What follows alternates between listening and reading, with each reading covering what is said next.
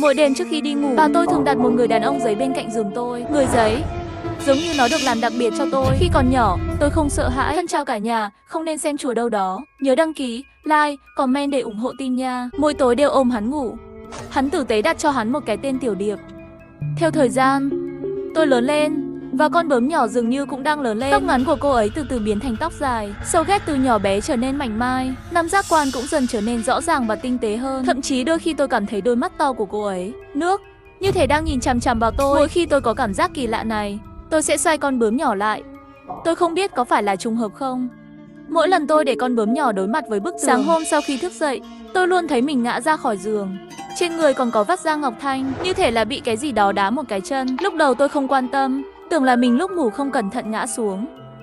Từ nhỏ tôi đã là một đứa trẻ năng động, nhưng cho đến tối qua, mọi thứ không còn đơn giản nữa. Nửa đêm mơ hồ, tôi đột nhiên cảm thấy trên mặt có một luồng gió lạnh. Từng đợt một, hình như có gì đó đang thổi vào tôi. Tôi cố mở mắt ra, nhưng trong bóng tối lại nhìn thấy một khuôn mặt nhỏ nhắn trắng bệch, cười hi hi với tôi như thế này. Tôi hét lên, lập tức đưa tay đẩy hắn ra, nhưng điều gây sốc là người giấy nhẹ nhàng ban đầu không nhúc nhích chút nào, trở nên nặng nề như có sự sống. Bề mặt giấy thô trở nên tinh tế và mịn màng, nó lạnh và lạnh. Ngay trong phòng tôi, hắn hơi nhếch khóe miệng, cười với tôi. Khi tôi thức dậy, tôi đã lăn từ trên giường xuống đất rồi, và con bướm nhỏ đang nằm trên giường, đầu giấy ló ra, hai mắt đen to nhìn chằm chằm vào tôi. Nhìn thấy khuôn mặt thẳng của hắn, lưng tôi một lúc lạnh đến nỗi lăn tăn bỏ ra khỏi phòng. Tình cờ đụng phải bà ngoại. Bà nội có đồ bẩn thì sợ hãi hét lên. Bà nội sửng sốt khi nghe thấy, lập tức dán mắt nhìn phòng, trên mặt lộ ra một nụ cười kỳ lạ, đi vào và kéo người giấy ra. Từ giờ đến trưa mai, đừng rời khỏi phòng, bà ơi. Bỏ người giấy xuống, nghiêm túc đẩy tôi vào phòng. Tôi không biết bà tôi sẽ làm gì. Tôi cảm thấy một nỗi sợ hãi không thể giải thích được bao trùm lấy tôi. Tôi sẽ không để hắn đi. Thấy tôi như thế này, bà nội đang vội, đột nhiên quay lại, hét vào mặt tôi nếu muốn sống. Ngoan ngoãn nghe lời, đừng như người cha ngắn ngủi của con, khi còn trẻ đã bị người ta giết chết. Tôi đã bị sốc bởi lời nói cha bị giết. Đây là lần đầu tiên tôi nghe nói. Tôi nhìn bà tôi, nhưng bà dường như nhận ra mình đã nói sai, vội vàng khóa cửa lại. Cho dù tôi hét thế nào, không trả lời nữa. Cho đến trưa, bà nội mới mang một ít thức ăn vào. Tôi nhân cơ hội mở cửa lén nhìn ra ngoài. Chỉ thấy trong phòng chính treo đầy lụa đỏ, sắp xếp như thể đang tổ chức một loại nghi lễ nào đó. Tiểu Điệp mặc áo giấy đỏ mới tinh, ngồi trên ghế bành, tay trái hắn quần ba mùi cỏ cháy, tay phải đeo dây đỏ. Phía bên kia đường màu đỏ, mở rộng đến những nơi không thể nhìn thấy. Tôi định nhìn kỹ hơn thì bà nội đột nhiên chặn cửa, mặt ủ rũ. Hãy nhớ rằng, bất kể con nghe thấy gì, đừng nói gì cả, đừng đi ra, bà liên tục nhắc nhở. Cách bà ấy nói chuyện đó làm cho trái tim tôi thêm bất an. Lúc này tôi đột nhiên cảm thấy lưng trải ngửa ra, hình như bị cái gì đó đốt cháy. Nhìn xuống, trên mu bàn tay tôi xuất hiện một vết đỏ nhỏ, giống như dấu vết bị đốt cháy bởi hương.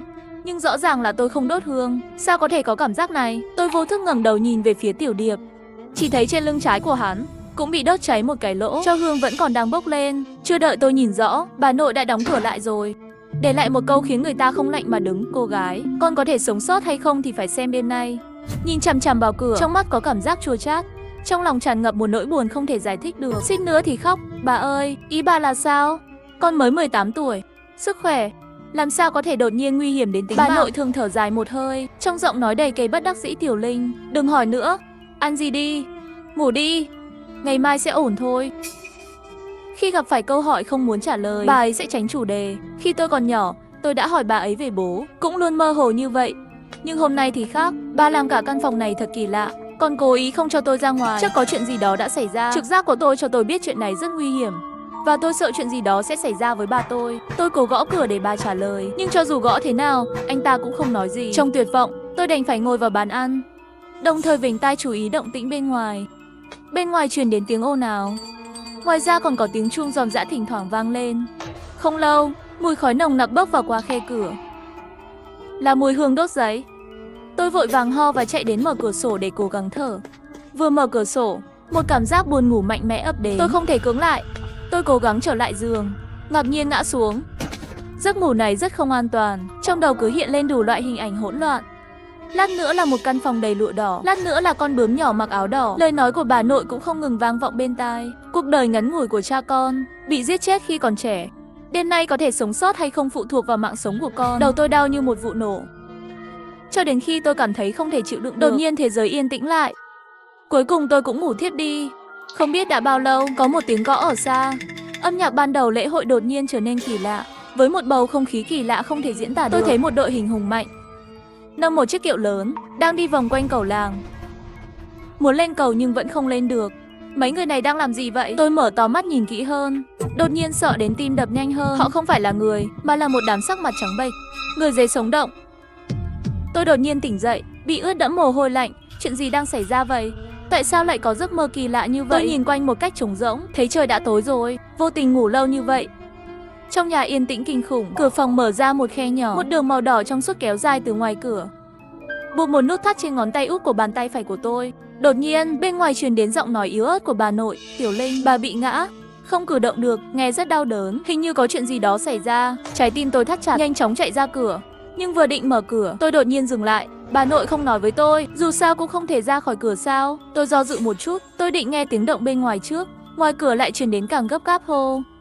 Bà bị ngã, không thể cử động được nữa. Ngã chắc chắn là chuyện lớn. Tôi không nghĩ nhiều, lập tức mở cửa chạy ra ngoài. Nến đỏ trong phòng chính, khói, vải đỏ xung quanh trông đặc biệt chói mắt. Ở giữa là chiếc ghế thơ. Tiểu Điệp lại mất tích. Nhưng lúc này tôi không thể quan tâm đến những điều này, chỉ nghĩ đến sự an toàn của bà. Tôi nhìn quanh, nhưng không hề nhìn thấy bóng dáng của bà. Bà ơi, bà ở đâu? Bà ở đâu? Chỉ có mình tôi trong phòng. Giọng nói run rẩy không có phản ứng gì. Trong lòng tôi càng lúc càng bối rối, sợ bà ngất xỉu. Đang chuẩn bị vào bếp xem thì phía sau đột nhiên có một tiếng sột soạt nhẹ nhàng, giống như cái gì đó đang cọ sát mặt đất. Tôi đóng băng rồi, chậm rãi quay đầu lại nhưng sau lưng không có gì. Tôi có nghe nhầm không? Với sự nghi ngờ, tôi lại bước đi. Nhưng lần này tiếng sột soạt đã biến mất. Nhưng tôi lại cảm thấy sau lưng đột nhiên trở nên vô cùng nặng nề, như thể có ai đó đang nằm trên lưng tôi. Làm sao có thể? Chắc tôi đã bị ảnh hưởng bởi cơn ác mộng đó. Trong đầu tôi đầy những ý nghĩ lộn xộn. Ưu tiên là tìm bà nội. Không thể nghĩ lung tung nữa. Tôi lo lắng đi quanh nhà một vòng. Tôi đã tìm khắp mọi ngóc ngách. Bà nội không thấy đâu. Vừa rồi bà ấy còn đang nói chuyện với tôi, sao đột nhiên biến mất? Trong lúc nghi ngờ, tôi đi về phía cửa, nhưng cảm giác chân như bị treo lên, nặng lạ thường. Mỗi bước đều mềm mại, giống như bước vào hư không. Tệ hơn nữa là sau cổ tôi đột nhiên cảm thấy lạnh, giống như ai đó đang thở vào tôi. Cảm giác đáng sợ này đã trở lại. Không thể không đánh một trận chiến. Động tác này liên quan đến ngón tay cái nhỏ của bàn tay phải. Đau đớn. Tôi nhìn xuống, chỉ phát hiện trên ngón út còn có một sợi dây đỏ. Vừa rồi hoảng loạn chạy quanh nhà. Dây này không có nút thắt, cũng không quấn lấy nhau. Thật kỳ lạ. Tôi nghi ngờ giơ ngón tay lên, nhìn theo đường màu đỏ. Tôi phát hiện ra đầu kia của nó kéo dài sau lưng tôi. Trái tim tôi thắt chặt. Có gì trên lưng tôi không? Ngay khi tôi đưa tay ra để chạm vào, cửa sân đột nhiên phát ra tiếng kêu cót két. Có người từ bên ngoài đẩy cửa ra. Bà nội thở hổn hển đứng ở cửa. Trên vai có một người mặc đồ đen. Người đàn ông giấy đội mũ da dưa. Tôi nhìn chằm chằm vào gã giấy kia, càng nhìn càng thấy quen mắt. Đây không phải là người trong mơ sao? Người lãnh đạo lang thang bên cầu sẽ không yêu cầu như vậy chứ? Không thể nào, tôi nhớ nhầm rồi. Rốt cuộc chỉ có một vài kiểu người giấy, tương tự cũng bình thường. Bà nội nhìn thấy tôi rõ ràng là sửng sốt một chút, lập tức lộ ra vẻ mặt vừa khẩn trương vừa tức giận, la lên, sao con ra được? Tôi sửng sốt, không vội trả lời. Thay vào đó, tôi nhìn bà và bà từ trên xuống dưới. Bà ổn chứ? Thấy bà ấy đứng đó nguyên vẹn, tôi thở phào nhẹ nhõm. Ngay lập tức nhận ra bà nội rõ ràng bảo tôi đừng ra ngoài. Tại sao tôi lại quên? Không phải bà gọi con ra sao? Tôi lẩm bẩm ủy khuất. Vừa rồi còn lo lắng không được. Bà nội dậm chân, ta kêu con khi nào? Nhưng con rõ ràng nghe lời chưa nói xong. Bằng ánh sáng yếu ớt, tôi thấy rõ hình người giấy trên người bà tôi. Đôi mắt đen ngòm đó hơi quay về phía tôi. Người giấy đã di chuyển, chỉ số tóc lạnh của tôi. Muốn nhắc nhở bà nội lại sợ gây ra rắc rối lớn hơn, chỉ có thể điên cuồng nháy mắt với hắn. Bà nội nhìn thấy biểu cảm của tôi, sắc mặt bỗng nhiên trở nên u ám. Âm thanh thấp bị hỏng rồi. Đặt người giấy xuống ngay, cắn ngón giữa và bôi lên lông mày của người giấy. Trong khoảnh khắc đó, tôi hình như thấy người giấy hơi nhăn một chút. Nằm giác quan dường như cảm thấy đau đớn. Sau đó, bà nội không chút do dự khiêng người giấy đến bên bể nước, ném hắn xuống nước.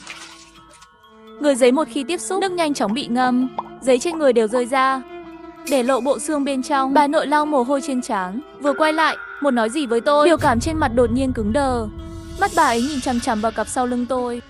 Đôi mắt đục ngầu nhìn chằm chằm đến gần như muốn nứt ra, đầy sợ hãi. Ánh mắt bà nội còn đáng sợ hơn người giấy kia. Sau lưng tôi lạnh lẽo, gần như không dám thở. Tôi cứng ngắc quay đầu đi, vừa xoay cổ, bên tai tôi nhớ đến tiếng hét của bà.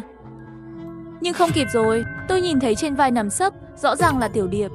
Mắt muốn đánh cực nhìn chằm chằm vào tôi, như thể mang theo lửa giận vô tận. Tôi bị chật, một ý nghĩa thấu xương lập tức lan rộng toàn thân. Làm sao con bướm nhỏ lại lên lưng tôi? Tôi không kịp nghĩ, nỗi sợ hãi nhấn chìm lý trí ngay lập tức. Tôi hét lên. Thủy triều vừa tràn qua, bà nội đột nhiên kéo tôi, bởi vì quán tính tôi va vào bể nước với bà. Chưa đợi tôi phản ứng lại, sức nặng lạnh lẽo sau lưng đột nhiên biến mất. Như thể trong nháy mắt đã rút khỏi cơ thể tôi. Bàn tay lau mặt dường như có thứ gì đó rơi xuống nước. Tôi nhìn kỹ hơn, Tiểu Điệp rơi vào bể nước. Đầu bình giấy từ từ chìm xuống đáy nước. Khóe miệng treo một nụ cười kỳ lạ vẫn bất động. Nhìn nụ cười đó, tôi không thể không bị lạnh. Nhìn xem nó đã đi chưa? Bà tôi ra hiệu cho tôi kiểm tra bể nước. Tôi cố nén nỗi sợ hãi, đầu dò nhìn xuống nước. Ánh trăng chiếu qua mặt nước. Khuôn mặt cứng rắn đó trông càng kỳ lạ. Da đầu tôi tê dại. Lập tức thu hồi tầm mắt, bà nội còn chưa phân tán. Bà thở phào nhẹ nhõm, lấy cây búa bên cạnh, vừa chuẩn bị đập mạnh xuống. Tôi nghe thấy một tiếng cẩu nhàu nhẹ. Tôi thấy lớp bột giấy của đĩa nhỏ nổi lên, nổi trên mặt nước. Có lẽ là do ánh sáng. Tôi nhìn thấy một đám mây trắng tan biến trong đêm tối. Bà nội nhìn thấy cảnh này, chiếc búa trong tay rơi xuống đất xong rồi. Cách bà ấy thất vọng khiến tôi cảm thấy bất an. Từ tối qua, mọi thứ trở nên ngày càng kỳ lạ. Bà nội biết được quần áo của Tiểu Điệp trở nên dày hơn, không sợ hãi mà vui vẻ, bận rộn mặc quần áo cho gia đình, còn hóa trang thành cô dâu. Bây giờ con bướm nhỏ đã tan rồi. Phản ứng của bà nội còn kỳ lạ hơn, nôn đến khóc. Tôi không thể chịu nổi nữa, tức giận hỏi bà, chuyện quái gì đang xảy ra vậy? Phía xa đột nhiên có tiếng gà gáy, sau đó bà thở dài đến không kịp rồi. Giờ của tôi đã đến. Tôi nghe không hiểu, cảm thấy lời nói của bà không ra làm sao cả. Nhưng vẫn chưa đợi tôi hỏi lại, bà nội đột nhiên nắm lấy tay tôi, gần như làm gãy xương tôi, nhìn tôi với ánh mắt nghiêm túc. Không thể quan tâm đến con nữa, nước mắt chảy dài trên khuôn mặt đầy nếp nhăn. Tôi sợ bà ơi. Ý bà là sao? Thực ra ta đã chết rồi, bà nội chết rồi, nhưng người đang nắm chặt tay tôi là ai? Thấy tôi không tin, bà nhìn ra ngoài cửa, sau bình minh sẽ có người đến báo tang. Vẻ mặt hắn rất nghiêm túc, như thể đang nói một sự thật không thể nghi ngờ. Trái tim tôi bỗng nhiên thắt lại, lúc này tôi mới phát hiện tay bà nội lạnh thấu xương, lạnh hơn cả băng mùa đông. Mặt xám xịt, không có máu, có một luồng khí chết. Cô gái, công việc của ta đã được sắp xếp xong rồi, không cần quan tâm, đóng gói đồ đạc ngay bây giờ. Mang theo thông báo nhập học của con đi tìm chú Cửu. Hắn biết mọi thứ con muốn hỏi. Giọng bà nội càng lúc càng yếu. Tôi đứng yên tại chỗ. Tôi không tin là bà đã chết, cũng không muốn đi tìm cái gì cứu thúc. Trong lòng tôi nghĩ đây hẳn là một giấc mơ. Tôi sẽ cắn lưỡi. Nỗi đau dữ dội khiến tôi gần như ngất xỉu. Khi tôi mở mắt lần nữa, vẫn đứng bên bể nước, trước mắt có một cái bóng mờ trong suốt. Khi trời sáng hơn, bóng dáng bà nội dần dần mờ đi, cuối cùng chỉ còn lại một phác thảo. Cô gái nhớ đi tìm cảnh báo trước khi trời tối, đến thành phố. Nói xong bà nội hoàn toàn biến mất. Trời sáng rồi, tôi đứng bên bể nước. Hóa ra người ta thực sự không thể khóc khi vô cùng buồn bã. Tôi thậm chí nghi ngờ tất cả những điều này là ảo giác của tôi. Bà nội không chết. Tiểu Điệp cũng yên bình nằm ở trên giường của tôi, không có gì xảy ra cả, cho đến khi dân làng đánh cồng chiêng, nói tìm thấy thi thể bà bên cầu. Tôi cố gắng kìm nén nỗi đau trong lòng. Bà nội bây giờ ở đâu? Tôi sẽ đi gặp bà ấy. Đừng đi nữa, ta sợ con không chịu nổi. Bà nội chết như thế nào? Tại sao lại làm tôi sợ khi nghe những gì bà ấy nói? Tôi càng quyết tâm đi xem. Vừa đến cửa, có một thân hình cao gầy chặn đường tôi. Chú Tĩnh thấy hắn, nước mắt tôi lại không nhịn được nữa. Lâm Lão Cửu là quý ông của làng, đến làng tôi 20 năm trước, luôn có quan hệ tốt với bà. Nhưng tôi cũng như người thân, rõ ràng hắn đã biết về cái chết của bà nội.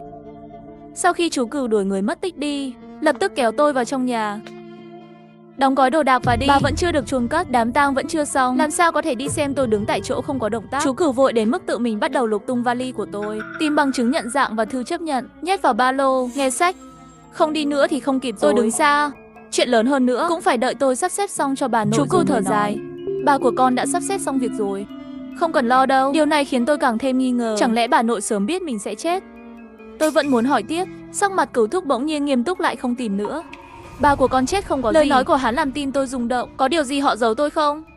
Chú Cửu tiếp tục khuyên. Chắc bà đã nói với con rồi phải không? Nếu con thật hiếu thảo thì nghe lời bà, đừng để bà đi. Lời trái tim giống như dâm cuối cùng. Mặc dù tôi không bỏ cuộc, nhưng vẫn buông bỏ tất cả, quyết định rời đi trước, theo sau chú Cửu. Ở lối vào làng có một chiếc xe tải cũ kỹ. Tôi lên xe, nhìn những dãy nhà trên núi, trong lòng nặng nề. Nhìn thêm vài cái nữa đi, năm nay con không thể quay lại. Để giữ mạng sống của con. Tôi chợt nhớ lại những lời bà nói lúc hấp hối. Điều tôi muốn biết là chú Cửu đều sẽ nói cho tôi biết, cho nên mạnh dạn hỏi hắn. Cửu thúc, chuyện gì đang xảy ra vậy? Hắn im lặng một lát hỏi lại tôi. Tiểu Linh, có biết bà con từng làm gì không? Biết bà làm người ta cười. Vậy biết vì sao sau này bà ta không xem nữa không? Đó là bởi vì bà đem hết sức lực của mình, tất cả đều đổ vào người giấy. Thì ra, người giấy Tiểu Điệp hóa ra là bà nội làm thay thế cho tôi. Chú Cửu nói với tôi rằng người giấy từ khi tôi còn nhỏ ngủ cùng tôi, ngày này qua ngày khác, hơi thở của tôi. Nó được làm bởi bà nội, buộc rút ra một luồng hơi thở trong cơ thể tôi, tiêm vào người giấy. Thảo nào lông mày và ánh mắt của nó giống tôi đến vậy. Để con bướm nhỏ ổn định lại, bà nội tốn rất nhiều công sức áp đặt một lệnh cầm đối với nó. Khi tôi lớn lên, Tiểu Điệp cũng cùng nhau trưởng thành, cho đến đêm hôm trước. Cuối cùng nó đã vượt qua lệnh cấm, trở nên sống động. Bà nội nhận ra chuyện khẩn cấp, lập tức đi tìm cứu thúc nói thời cơ đã chín muồi. Ta không biết gia đình con đã làm gì, tại sao chỉ còn lại 2 cháu? Nếu vấn đề này không được giải quyết sớm, chẳng bao lâu nữa con cũng sẽ đau khổ. Chú Cửu vừa lái xe vừa nói hôm qua chú ấy nói với tôi, nếu bà ta không sống sót trước bình minh, điều đó có nghĩa là bà ta đã thất bại. Ta phải đưa con ra khỏi làng, đến thành phố. Chú Cửu không muốn nhìn bà nội chết, hắn muốn giúp, nhưng bà nội kiên quyết từ chối hắn. Nói chuyện trong nhà của mình vạn người không nên can thiệp. Chú Cửu thở dài một tiếng. Tối qua ở nhà tâm thần không yên, cho đến khi nghe thấy tiếng cổng chiêng của cơn bão vào sáng sớm. Đến nhà con ngay lập tức, nhìn thấy bố trí trong nhà và giấy nổi trong bể nước. Cuối cùng ta cũng hiểu được ý định của bà, muốn người gây si thay còn xuất giá. Cái gì? Theo như nói, phương pháp của bà không nên có vấn đề. Tại sao lại thất bại? Là tôi đã giết bà nội. Tôi đã nói với hắn chuyện đã xảy ra. Cô bé ngốc nghếch, con đã trúng ký ức của người giấy. Cơn ác mộng con gặp đêm đó không phải là Tiểu Điệp cố ý để con nhìn thấy. Ông chủ của đội tiếp nhận cũng là do nó mở. Bà con không có ở đó. Giọng nói của nó cũng là ám chỉ người đang làm việc. Tôi không thể hồi phục sau khi nghe điều này trong một thời gian dài. Tại sao Tiểu Điệp lại làm như vậy? Bởi vì nó không muốn cưới. Trên người Tiểu Điệp phụ thuộc vào hơi thở của con người. Làm thế nào một đôi cơ thể bình thường có thể so sánh với nó? Thì ra, bà nội sớm đã biết Tiểu Điệp sẽ không nghe lời như vậy. Bảo tôi đừng ra ngoài, nhưng tôi không nghe, bị nó dễ dàng lừa ra khỏi cửa. Kệ hơn nữa là, khi tôi đi tìm bà tôi, thường xuyên quay đầu lại đã dập tắt cuộc sống bảo vệ đầu nhỏ. Kết quả là trèo lên lưng tôi một cách thuận lợi. Tất cả là lỗi của tôi, nếu tôi không ra ngoài, bà nội sẽ không chết. Con gái, không thể trách con. Cho dù hôm nay con không bị lừa, ba của con cũng định mệnh không sống. Đáng lẽ bà ấy đã chết 3 năm trước. Tuổi thọ của bà con chỉ có 68 tuổi. 3 năm trước, để tiếp tục cuộc sống của bà ấy trong 3 năm. Sao chỉ có 3 năm? Bởi vì khi con 18 tuổi, họ sẽ đến đón con. Mặc dù Tiểu Điệp không phá vỡ phong ấn, bà cũng sẽ dỡ bỏ lệnh cấm để nó kết hôn thay con. Nghe đến đây tôi mới hiểu. Thì ra bà nội đã lên kế hoạch từ lâu rồi, đã tự trả giá bằng mạng sống của mình, chỉ để ngăn tôi kết hôn. Nghĩ đến cái chết của bà nội là do tôi gây ra, cảm giác tội lỗi trong lòng khiến tôi gần như không thở được. Bây giờ con dấu bị hỏng, ta em là con không khỏe. Tôi bắt đầu bối rối, sự cứu chuộc phải cứu tôi mới 18 tuổi, mới vào đại học. Tôi không muốn chết sớm thế này, tôi càng không muốn bị cuốn vào những chuyện quái dị này. Chỉ có một con đường cũ của bà nội con. Đường cũ nào, có thơm quá không? Chưa kể tôi có muốn hay không, tôi không biết đâu. Chú Cửu, đây là cách duy nhất. Chỉ có thừa hưởng làn sóng của bà nội, học cách nhìn xuống, làm việc thiện, tăng sức mạnh nhanh chóng để chống lại số phận này, phải tự mình đối mặt. Cho dù ta có thể giúp con, ta cũng sẽ già đi. Đến lúc đó con sẽ làm gì? Muốn nói có lý, nhưng bà đã đi rồi, tôi nên tìm ai để học. Đừng lo lắng, con khác với những người xem Sambi bình thường. Khả năng này đã được khắc sâu trong xương của con từ lâu rồi. Từ từ sẽ hiểu. Bộ não của tôi là một mớ hỗn độn, vẫn chưa có câu trả lời cho những bí ẩn của tôi. Tôi cũng không biết ai sẽ cưới tôi. Nó khiến tôi không thể về nhà, thậm chí không thể tham dự đám tang của bà. Con phải 1 năm không được trở về nhà. Trời sắp tối, cuối cùng chúng tôi cũng đến nơi. Chú Điên và Điền Thẩm đứng ở cửa. Hai người sắc mặt đều không đẹp, đặc biệt là Điền Thẩm, mắt đầy căm ghét nhìn tôi. Mang đám tang vào nhà tôi, thật là xui xẻo. Bảo cô đừng nói nữa, không ngờ Điền Thẩm tức giận hơn. Tôi nói sai à? Anh không thấy xui xẻo, tôi không chịu nổi. Tôi thì thầm với chú Cửu. Đi thôi. Chú Cửu ra hiệu cho con đừng sợ, đứng thẳng lên và chặn tôi lại. Đừng quên, năm đó là ai liều mạng bảo vệ gia đình Điền các ngươi, bây giờ chỉ là muốn các bạn giúp một việc nhỏ. Giữ cô gái vài ngày, sao khó thế? Chuyện cũ của chú Điền thầm hiện lên trong lòng. Năm đó Điền ra đắc tội với một ác ma lợi hại, nếu không nhờ bà tôi giúp đỡ, nhà Điền đã sớm mất rồi. Chú Điền tự giác sai lầm, nhanh chóng sửa lại cười chú Cửu. Lời này thấy yêu rồi. Bà tuy không còn nữa, nhưng ân tình của hắn phụ ra cả đời. Tiểu Linh đừng nói ở lại mấy ngày nữa, ở bao lâu cũng được, một số chú ý vẫn phải có. Trước khi vào cửa còn phải làm phiền hai người qua một cái lò sưởi. Phía sau chú Điền đã đặt một cái chậu sắt rồi. Xem ra đã chuẩn bị từ lâu rồi. Tôi nắm chặt tay, một cảm giác nhục nhã dâng lên từ đáy lòng. Không nhịn được nói, chú Cửu, đi thôi. Tôi vừa quay lại, không phải chú Điền nói muốn con ở lại 1 tháng sao? Trong trường hợp đó, chúng ta vào quê làm như tục. Hãy yên tâm sau khi đi qua lò sưởi. Đừng quên, chú Điền nói thiếu 1 ngày cũng không được. Nước ngọt vừa nghe lời này lông mày lập tức dựng lên. Khi tôi lái xe đến nơi trú ẩn trong 3 ngày, 3 ngày nữa các người lập tức rời đi. Tôi cắn chặt răng, trong lòng thầm không vui. Tôi thực sự không hiểu tại sao phải sống ở nhà Điền. Chú Cửu ra hiệu cho tôi nhìn ra sân. Sân nhìn thế nào cũng là sân bình thường. Khi tôi thắc mắc, đột nhiên trước mắt bốc lên một làn khói xanh. Chờ khói tan đi, tôi ngạc nhiên khi thấy sân đã hoàn toàn thay đổi. Sương mù xây đắm bao phủ xung quanh. Tôi sợ đến mức nhanh chóng hỏi chú Cửu chuyện gì đang xảy ra. Có một nhân vật tuyệt vời ở đây, đồ bình thường không dám đến gần. Tôi lập tức hít một hơi khí lạnh. Bà nội để tôi thêm vào, hóa ra là định để tôi mượn đồ ở đây. dùng ác trị ác, nhưng nếu nhân vật tuyệt vời này hợp nhất với anh chàng đến lấy chồng, chẳng phải tôi nguy hiểm hơn sao? Với tâm trạng khó chịu, tôi theo chú Cửu qua lò sưởi. Đột nhiên ngón cái út bên phải bị đau, như một thế lực vô hình muốn hãy để tôi tiếp tục. Khi tôi tỉnh lại, cháy hết rồi. Sương đen dày đặc cũng tiêu tan trong đêm tối. Toàn bộ sân đã trở lại bình tĩnh ban đầu. Điên thần đều bất mãn thúc giục tôi đứng yên làm gì. Muốn tôi đích thân mời bạn gặp người lớn tuổi cũng không chào hỏi. Như một khúc gỗ, tôi không hiểu làm sao vào được đại học. Biết đọc sách có ích gì, một chút lễ thư cũng không hiểu. Cả nhà tôi cũng không cười. Thật coi như chúng ta điền ra nợ cô trên bàn ăn. Điền Thẩm và con trai Điền Tuấn Tài cứ nhìn chằm chằm vào tôi. Ánh mắt tục tĩu của Điền Tuấn Tài không ngừng quét lên người tôi. Em gái mấy tuổi rồi, càng ngày càng đẹp. Hỏi tôi không tốt. Tôi vừa muốn nổi giận. Tốt lắm, mấy năm không thấy thay đổi thật lớn, béo và khỏe. Đã ăn thức ăn gì chưa? Di Điền bắt đầu còn đắc ý cười. Chờ phong cách vẽ thay đổi, sắc mặt lập tức thay đổi. Điền Tuấn Tài cũng tức giận đứng lên. Nay còn sống, có gan nói lại đi. Điền Tuấn Tài vung nắm đấm quay về phía chú Cửu. Nhưng nắm đấm của hắn dường như rơi vào một bức tường không khí. Hắn muốn rút lại nắm đấm nhưng lại phát hiện mình như bị cố định, không cử động được, ngay cả nói cũng không nói được. Sao lại kích động thế? Ta đây là khen ngươi sao? Tôn trọng bồi thường cho chú Cửu. Giơ tay cao quý, buông tay cho Tuấn Tài nhà tôi đi. Chú Cửu mới uống nước miếng, xịt về phía Điền Tuấn Tài. Giây tiếp theo Điền Tuấn mới cuối cùng khôi phục tự do. Điền Thẩm vừa khẩn trương vừa tức giận, muốn mắng nhưng không dám, chỉ có thể hung hăng trừng mắt nhìn chú Điền một cái. Chú Điền sắc mặt xấu hổ. Sau đó chú Cửu kéo tôi sang một bên. Lát nữa tôi nói gì thì bạn hợp tác, hiểu không? Tôi lo lắng liếc mắt nhìn Điền Tuấn Tài. Tay hắn không sao chứ? Không sao, đừng chạm vào nước, nghỉ vài ngày là được rồi. Tiếp theo Cửu thúc dẫn ta trở lại Điền thúc mấy người trước mặt. Tôi đã giao quy tắc chữa bệnh cho Kobayashi rồi. Mấy ngày tới hắn sẽ giúp Tuấn Tài xử lý vết thương. Chú Cửu có lẽ là sợ tôi bị người nhà này bắt nạt, ác ý để lại cho tôi một lối thoát. Được rồi, để các người chăm sóc. Tôi còn phải lo đám tang của chị gái. Không còn nữa, chú Cửu đi rồi. Tôi đột nhiên cảm thấy không biết phải làm gì, dường như đã trở lại cô đơn và bất lực khi bà biến mất. Chú Điền thấy tôi đứng yên, hỏi lịch sự. Mệt mỏi rồi, chú Điền nói với dì Điền. Còn không nhanh sắp xếp chỗ ở cho Tiểu Linh. Trong mắt dì Điền lóe lên một chút màu tối. Nghĩ rồi, nói Phong ở nhà Tiểu Linh đã đây. Chỉ còn lại căn nhà gỗ ở sân sau. Sắc mặt chú Điền lập tức thay đổi. Thấy hai người lại muốn cãi nhau, tôi vội vàng ngắt lời. Không sao đâu, tôi sẽ ở trong căn nhà gỗ phía sau. Chú Điền vốn muốn tiếp tục khuyên tôi, nhưng thấy thái độ của tôi kiên định đành phải từ bỏ. Nói thật đi, tôi thích sống một mình trong căn nhà gỗ phía sau hơn. Được rồi, lát nữa dì sẽ lấy chăn cho con. Tôi có thể có chuột, nửa đêm có tiếng động. Nếu thật sự sợ hãi, con có thể ngủ với dì của con. Tôi liếc nhìn dì ghê tởm. Tốt hơn là làm bạn với chuột. Không sao đâu, tôi sẽ ở lại sân sau. Dì thở phào nhẹ nhõm, như thể sợ tôi đổi ý. Tôi sẽ đưa cô tới đó. Dì dẫn tôi ra sân sau. Cách đó không xa có một căn nhà gỗ cô đơn. Ngôi nhà đó rõ ràng đã vài năm rồi, trông giống như một nơi để đồ lặt vặt hơn. Điền Thẩm đứng bên cạnh. Mở cửa đi. Tôi cầm lấy chìa khóa đang chuẩn bị mở khóa. Điền Thẩm đột nhiên nói chờ mùa hè gõ cửa. Tôi gõ cửa. Bên trong có ai không? Ánh mắt hắn hoàn toàn tập trung vào căn nhà gỗ kia, có vẻ cảnh giác. Thiếu kiên nhẫn thúc giục đến gõ nhanh. Tôi ngập ngừng gõ 3 cái. Trong phòng lập tức có tiếng kêu, làm tôi sợ. Dì Điền cũng sợ hãi cả người run lên, nhìn chằm chằm vào cánh cửa đó. Như thể bên trong có cái gì đó, một cái gì đó khủng khiếp. Còn có việc thì không đi cùng cô nữa. Bà ta vội vã đi. Mấy con chuột đến mức làm ầm ĩ như vậy sao? Tôi bất đắc dĩ thở dài. Tiếng gõ cửa làm lũ chuột sợ hãi. Đập đổ đồ cũng bình thường. Lúc này cửa từ từ mở ra dưới sự thổi của gió. Rõ ràng là lâu rồi không có ai vào nhà. Khóa bị hỏng rồi, đừng để tôi mở khóa. Tôi bước vào nhà.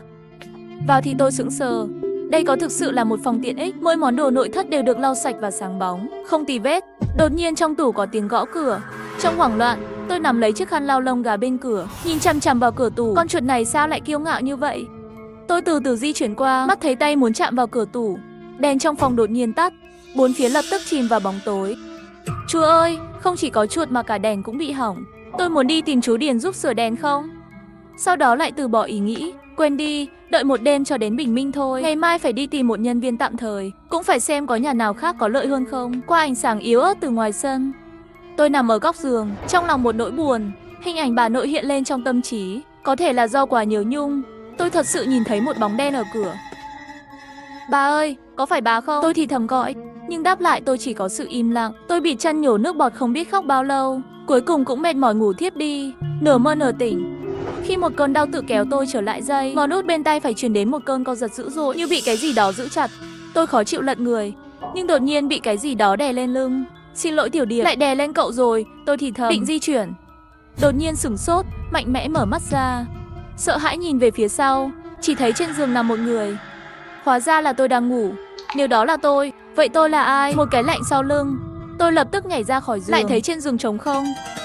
Dường như mọi thứ vừa rồi là ảo giác của tôi. Tiểu Điệp không phải đã treo trong ảo giác rồi sao? Làm sao có thể xuất hiện ở đây? Chắc là ác mộng. Nhưng giấc mơ này thật sự khiến người ta cảm động, đặc biệt là ngón tay út của bàn tay phải. Hình như còn có đau đớn. Tôi đưa tay ra trước cửa sổ, ánh trăng trên tay. Ở ngón út lại xuất hiện một vòng tròn vết ghép màu đỏ. Bất thường dễ thấy. Chuyện gì vậy? Lúc này ngoài cửa truyền đến một bàn tay cắt nhẹ. Tôi không thể quen với âm thanh này hơn. Đó là khi con bướm nhỏ đi theo tôi, âm thanh dưa hấu phát ra. Nghĩ đến ngoài cửa có thể đang chiêu mộ một người giấy, tôi nổi da gà. Vậy, tiếng xào xạc chậm rãi quanh nhà một vòng nữa vẫn không vào. Đến vòng thứ tư, âm thanh dừng lại. Hắn đi chưa? Tôi tò mò nhìn ra ngoài cửa sổ, đột nhiên mở to mắt. Bên cửa sổ một khuôn mặt nhợt nhạt, người đàn ông giấy đang nhìn chằm chằm vào tôi. Tôi hét lên, cùng với một trận bóng bàn. Người giấy đã biến mất. Có những mảnh vỡ trên mặt đất, nhìn những mảnh vỡ màu vàng đen. Trái tim tôi đột nhiên trùng xuống. Xong rồi, hình như là một cái giỏ lớn. Ba tôi có mấy cái này trong phòng. Nhưng so với những miếng đảo vỡ trên mặt đất, chúng quá nhỏ. Khi tôi nhìn thấy họ, mỗi cái chỉ có nửa cái tát. Hình dạng lạ, tôi tưởng đó là tiếng còi bùn chưa hoàn thành. Khi tôi cầm nó lên, bà nội lập tức sợ hãi hét lên, nhanh chóng bảo tôi đặt lại, đừng làm hỏng nó. Tôi tò mò hỏi đây là cái gì? Màu đen không trôi mùa thu, vẫn trân trọng như vậy. Bà nội nói đây gọi là sa, bùn được đào từ hồ đá thô. Bên trong có vàng, rất quý giá, làm thành rỗng nghịch ngợm, có thể dùng để khóa một ít đồ hại. Nghe đây, trong đầu tôi bỗng nhiên hiện lên lời của chú Cửu. Bên trong có một nhân vật tuyệt vời. Chẳng lẽ hắn nói là cái gì đó của gió trong bùn mưa này lớn như vậy nghịch ngợm, quái vật này lợi hại biết bao. Một làn khói từ từ bốc lên trong bóng tối. Bốn phía đột nhiên nổi lên một trận gió lạ. Thôi tôi lạnh cả người, không thể không dùng mình. Ngay lúc này, ngón út tay phải của tôi lại bắt đầu đau đớn không báo trước. Tôi nhìn xuống, một sợi dây đỏ trong suốt quấn chặt lấy tôi. Trên ngón tay, dây đỏ căng như dây đàn. Đầu kia kéo dài ra ngoài cửa gỗ. Đây không phải là sợi dây đỏ tối qua sao? Sao lại xuất hiện? Không có thời gian để suy nghĩ, tôi vội vàng nắm lấy một miếng đào vỡ, cắt mạnh đường màu đỏ. Bùm, dây đỏ bị đứt. Tôi chỉ muốn thở phào nhẹ nhõm, đột nhiên ngửi thấy mùi máu. Vừa rồi dùng quá sức, vô tình cắt tay tôi. Tôi mò mẫm tìm khăn giấy, vô tình đụng phải một bàn tay. Tôi sửng sốt. Đây, khi nào thì đặt một tác phẩm điêu khắc tinh tế như vậy? Ngay khi tôi thắc mắc, tay kia đột nhiên cử động, nó nắm lấy cổ tay tôi với tốc độ đáng kinh ngạc. Tôi suýt tè ra quần, nhưng không thể thoát ra được. Tay kia càng nắm càng chặt, cổ tay tôi gần như bị nghiền nát. Ngươi là ai? Tôi mạnh dạn hỏi. Một tiếng cười lạnh truyền đến, làm tôi sợ. Là cái bóng. Hắn vào lúc nào? Hay là hắn luôn ở đây? Nghĩ rằng có ai đó có thể im lặng trong bóng tối, quan sát tôi cả đêm. Một đêm lạnh lẽo sau lưng tôi, cả người đều nổi da gà. Ngươi là ai? Buông tay đi, nếu không tôi sẽ gọi người. Tôi gần như nghẹn ngào hét lên. Đối phương lại biểu diễn đột nhiên buông tay tôi ra. Một cơn gió lạnh đang tới. Cửa sau phát ra tiếng kêu chậm rãi mở ra. Tôi hoảng loạn chạy tới cửa, đang chuẩn bị vượt ngưỡng. Lúc đó tôi chợt sững sờ. Trong sân có một người giấy đứng thẳng tắp. Hắn mặc đồ đỏ, có một sợi dây đỏ trên tay, nhìn tôi với nụ cười. Tiểu Điệp, không phải nó đã ngâm trong bể nước rồi sao? Sẽ xuất hiện ở đây để bình tĩnh lại. Bà ơi, rõ ràng muốn mượn sức mạnh nào đó ở đây để chống lại đội hôn nhân và đĩa giấy. Chiếc đĩa nhỏ vừa đi vòng quanh nhà vài vòng, nhưng vẫn không dám vào. Điều đó có nghĩa là có một bàn tay sợ hãi trong nhà. Tôi quay đầu lại, nhìn thấy một bóng người cao lớn. Khách hàng đang nhìn chằm chằm vào tôi. Phía trước có đĩa nhỏ, phía sau có tay. Cả hai bên đều không phải là loại tốt, cân bằng. Tôi đã đưa ra quyết định, bàn tay đó sẽ dễ dàng buông tôi ra. Rõ ràng đã biết bên ngoài có đĩa nhỏ, cũng biết tôi không dám dễ dàng rời đi. Tôi đối mặt với bóng dáng mơ hồ đó, hỏi ngươi là ai? Bên kia im lặng rất lâu, dường như không có ý định trả lời câu hỏi của tôi. Ngươi có phải là người hay không? Thân ảnh hơi lắc lư, nhưng vẫn không có phản hồi. Tôi tiếp tục hỏi chúng ta có biết nhau không? Lời nói vừa rơi, bóng đen bỗng nhiên lóe lên, lạnh thấu xương. Bàn tay to lớn của bạn khóa chặt cổ họng tôi, bảo tôi dựa mạnh vào tường, trốn tránh tôi 18 năm. Ngươi là ai? Mạng của ngươi là của ta.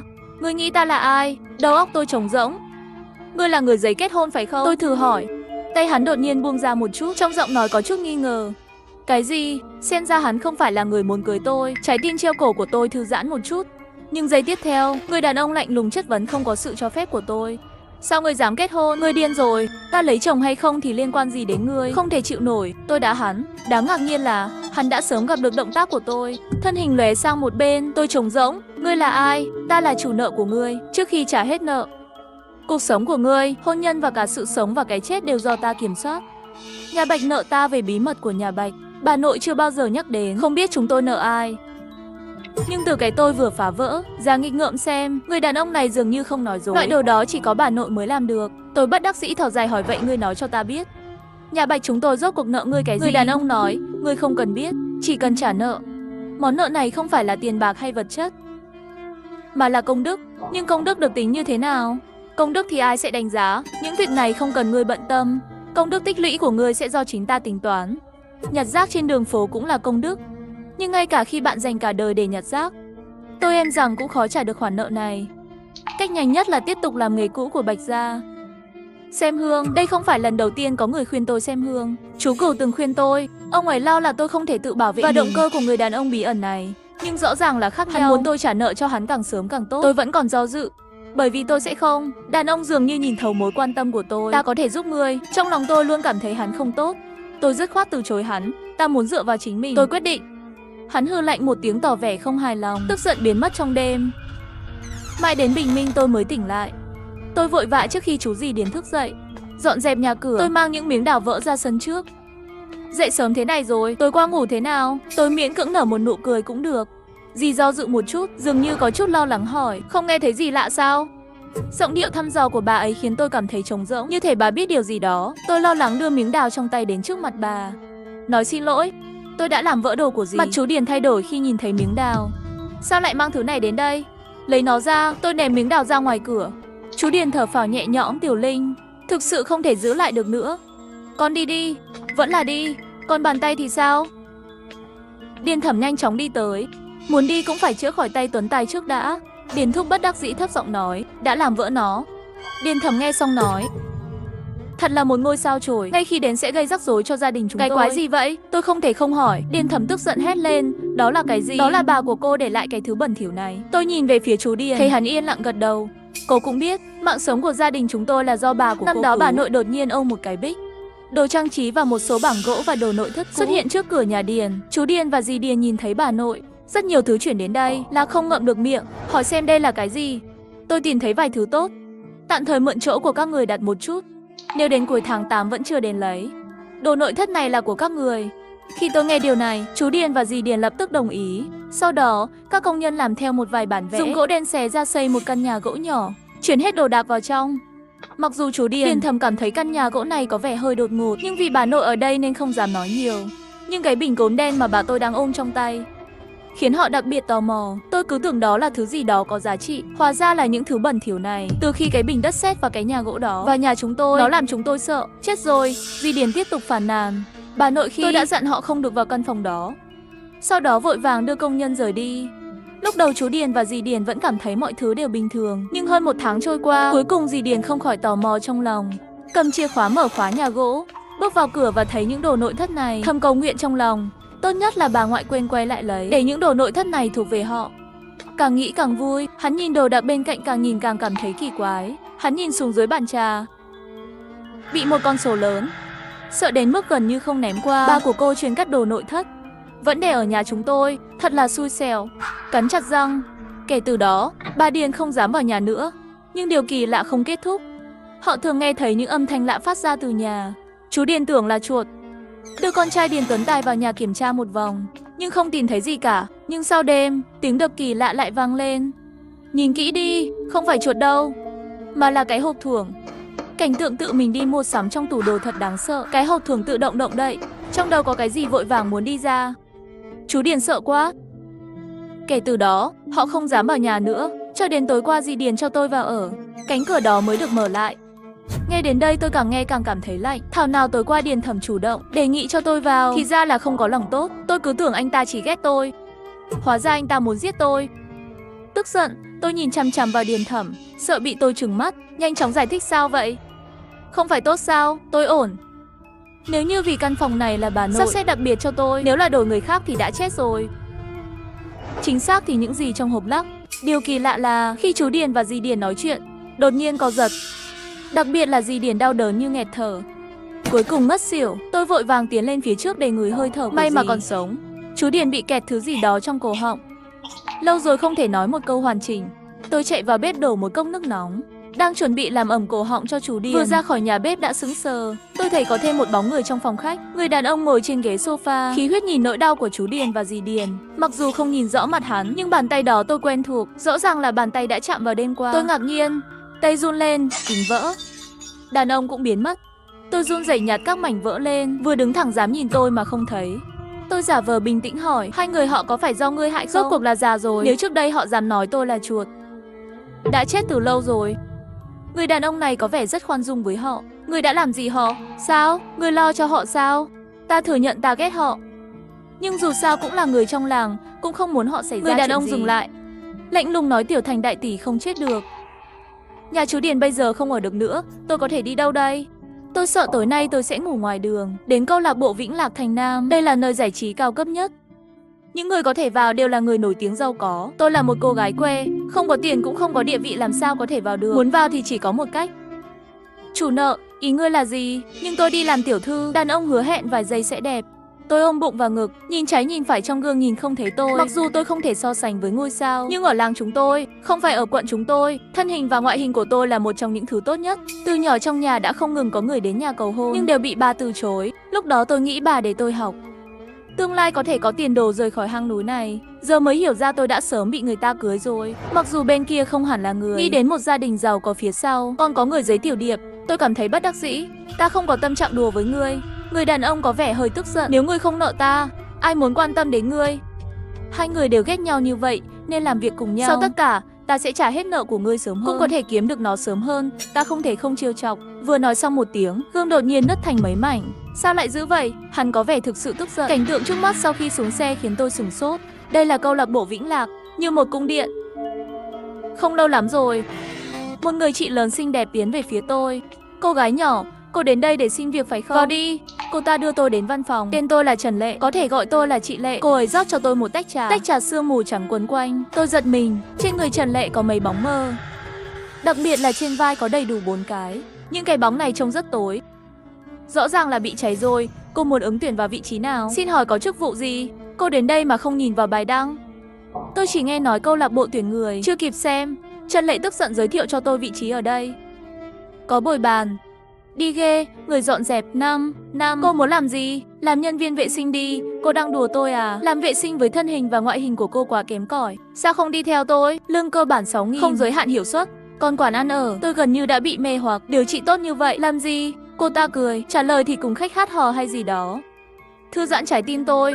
Đây không phải là tôi tuy nghèo, nhưng cũng sẽ không bao giờ đi đến mức bán đứng bản thân. Không chút do dự từ chối hắn. Cảm ơn chị Lệ. Tôi hơi nhút nhát, không ăn được bát cơm này. Trần Lệ có vẻ hiểu, thở dài. Tôi không miễn cưỡng. Cô có chắc muốn dọn dẹp không? Công việc này không dễ làm, tôi không sợ mệt. Cô ta lo lắng nhìn tôi rồi ngừng nói. Không phải vất vả đâu, mà là dọn dẹp thường đi muộn nhất. Không sợ sao? Tôi nhìn qua vai cô ấy, trong đầu vô hạn trở thành 4 cái bóng đáng sợ. Ngược lại, ở lại với Trần Lệ, nó khiến tôi cảm thấy bất an hơn.